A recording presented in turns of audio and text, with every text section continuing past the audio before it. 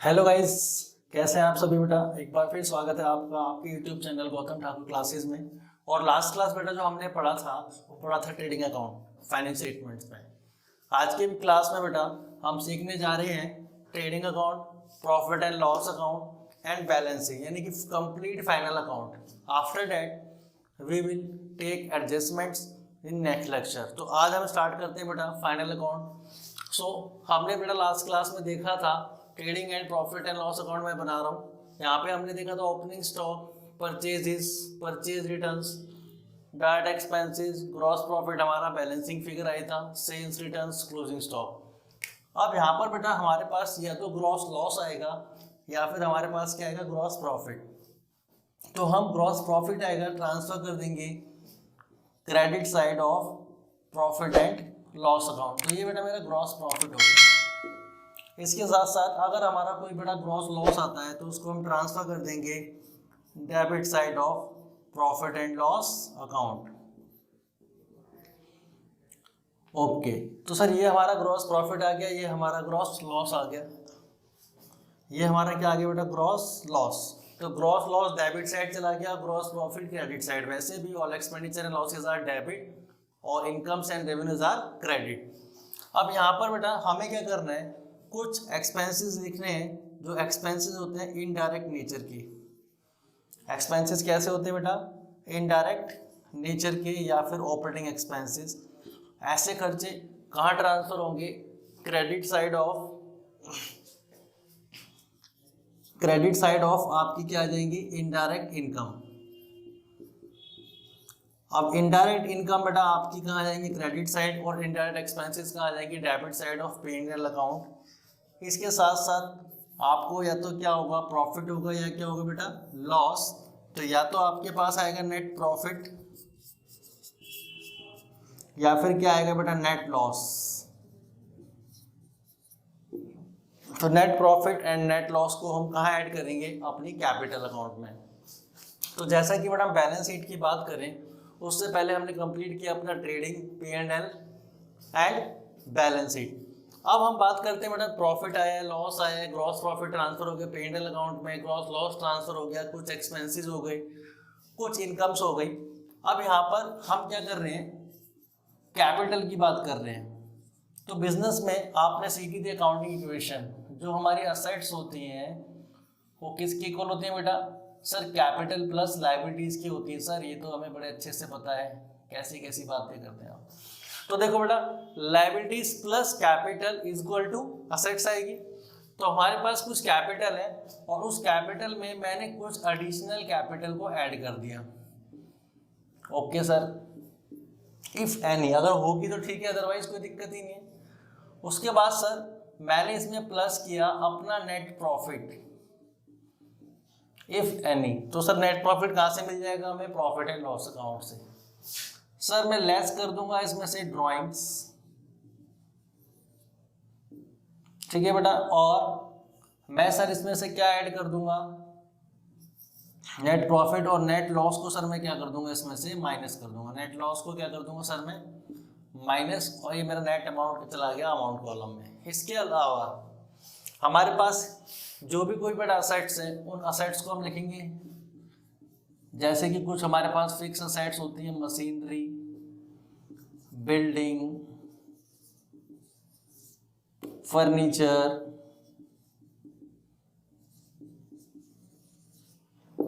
Etcetera. इसके अलावा बेटा हमारे पास कुछ लिक्विड असेट्स होती हैं, जैसे कि कैश, बैंक, डेटर्स, स्टॉक, जिसे आप क्या बोलते हैं इन्वेंट्री। और ये इन्वेंट्री कौन सी होती है बेटा, क्लोजिंग इन्वेंट्री। हमारे पास कुछ एडजस्टमेंट्स होती हैं जिसको हम नेक्स्ट टॉपिक में सीखेंगे, नेक्स्ट क्लास में सीखेंगे कि भाई एडजस्टमेंट्स कैसे करते हैं। तो उसके लिए सर हमने सर कुछ इन्वेंट्री यहाँ भी डाली है, सर इन्वेंट्री यहाँ भी पोस्ट की है, ऐसा क्यों, तो बेटा आपको बताऊंगा मैं नेक्स्ट क्लास में। Machinery, building, furniture, cash, bank, stocks, इसके अलावा यानी कोई भी असेट्स हो वो आपकी यहाँ पर आएगी। आपकी जो लायबिलिटीज है, क्रेडिटर है, कोई आपने लोन लिया है बैंक से, आपने कोई बिल बनाया है, बिल्स पेएबल, अगर आपके पास बिल रिसीव है तो वो आपकी असाइड से, तो बिल्स रिसीवेबल, ये सभी चीजें बेटा आपकी कहाँ आ जाएंगी, असाइड्स में, असाइड्स की चीजें। कैपिटल प्लस लायबिलिटीज जो भी हमारे पास होंगी उनको हम कहाँ ट्रांसफर करेंगे, बैलेंस शीट में। और एट द एंड हमारा बैलेंस टोटल क्या आएगा बेटा, इक्वल आएगा asset side liabilities plus capital का, जो कि हम शुरू से देखते आ रहा। तो यहाँ पर बेटा हमने क्या करा, बैलेंस शीट कंप्लीट करी, ट्रेडिंग अकाउंट कंप्लीट करा, profit and loss account complete करा। इसके साथ साथ हमने यहाँ बात करी किसकी बेटा, सर इनडायरेक्ट इनकम की और इनडायरेक्ट एक्सपेंसेस की, और उससे लास्ट प्रीवियस क्लास में हमने बात करी थी किसकी, डायरेक्ट इनकम की। तो आओ अब हम देखते हैं बेटा कि हमारी इनडायरेक्ट इनकम्स क्या क्या हैं और इनडायरेक्ट बैलेंस शीट। अब बेटा मैंने आपको दो टर्म्स बताई, इनडायरेक्ट एक्सपेंसेस, इनडायरेक्ट इनकम्स। उससे पहले मैं डायरेक्ट एक्सपेंसेस लिखना चाहूंगा जो कि हमने प्रीवियस क्लास में भी पढ़े थे, और साथ साथ बेटा हमारे आ गए इनडायरेक्ट इनकम्स। यानी बेटा डायरेक्ट एक्सपेंसेस की जो हमने बात करी थी, जो कि डायरेक्टली इन्वॉल्व थे इसके साथ आपके बिजनेस में, जो भी कुछ मैन्युफैक्चरिंग एक्सपेंसेस हैं, फैक्ट्री से रिलेटेड एक्सपेंसेस है, ट्रांसफर कहाँ हुए थे बेटा, आपके ट्रेडिंग अकाउंट में। अब यहाँ पर जो हम बात कर रहे हैं इनडायरेक्ट एक्सपेंस की, जैसे कि बेटा आपने पढ़ा था डायरेक्ट एक्सपेंसेस में wages and salaries, factory expenses यानी कि फैक्ट्री का रेंट, फैक्ट्री के अदर एक्सपेंसेस जैसे कि lighting, heating, power, fuel, manufacturing expenses.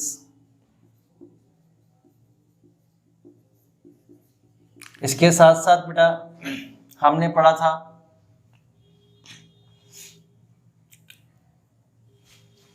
Octroi, carriage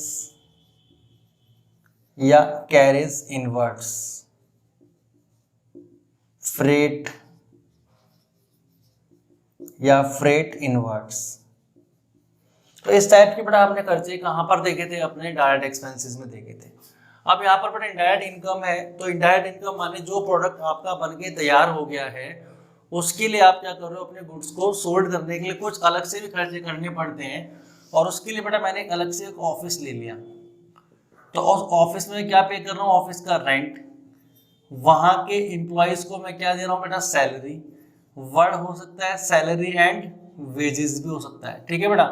तो जैसा कि यहाँ पे वेजेस एंड सैलरी था, वैसे ही मैंने यहाँ पे क्या लिख दिया, सैलरी एंड वेजेस। इसके अलावा बेटा आपने क्या करा, कोई इंश्योरेंस कराया, कैरेज दिया है बेटा ऑन सेल्स, या फिर आप बोल सकते हो कैरेज आउटवर्ड्स, ठीक है ना। आप यहां भी लिख सकते हैं कैरेज ऑन परचेजेस। इसके अलावा बेटा आपने एडवर्टीजमेंट करा दी, कोई कमीशन दिया, डिस्काउंट अलाउड किया, यानी इस टाइप के जितने भी हमारे एक्सपेंसेस हैं वो हमारे कहाँ पे आते हैं बेटा, प्रॉफिट एंड लॉस अकाउंट में डेबिट साइड, और जो हमारी इनकम्स हैं वो कहाँ आती है बेटा, प्रॉफिट एंड लॉस अकाउंट की क्रेडिट साइड। जैसे कि आपने कोई कमीशन रिसीव किया,